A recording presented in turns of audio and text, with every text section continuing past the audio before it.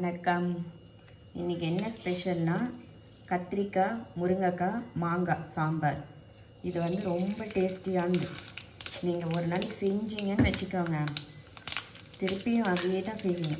அவ்வளோ டேஸ்ட்டாக இருக்கும் இந்த சாம்பார். முருங்கைக்காய், கத்திரிக்காய், மாங்காய் 3 போட்டு சாம்பார். இன்றைக்கி இப்போ கடுகு பொரிஞ்ச பிறகு நம்ம வெங்காயம் நல்லா வதக்கணும்.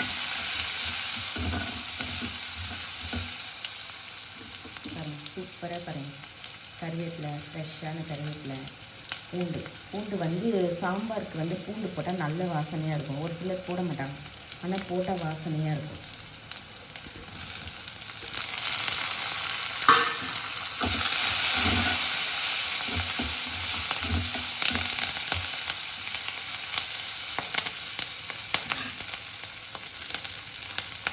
பொடியாக கட் பண்ணி வச்சுருக்க தக்காளி, ஒரு வேணும்னா தக்காளி பருப்புலேயே கூட போட்டு வேக வச்சுக்கலாம்.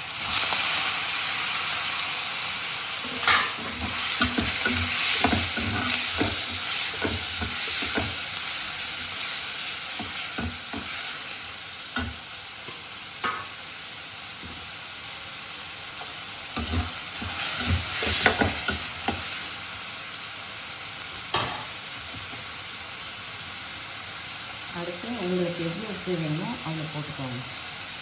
உங்களுக்கு என்ன உப்பு வேணாலும் யூஸ் பண்ணலாம், கல் உப்பு உங்களுக்கு பிடிச்ச மாதிரி.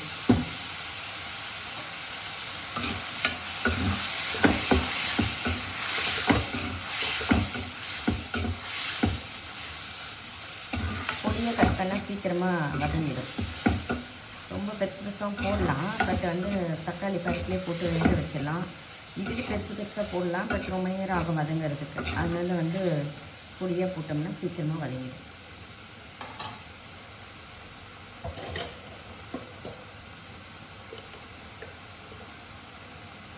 மிளகாய் பொடி,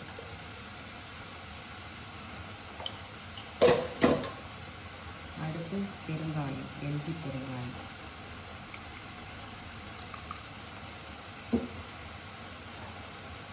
நல்லா வதக்கணும்.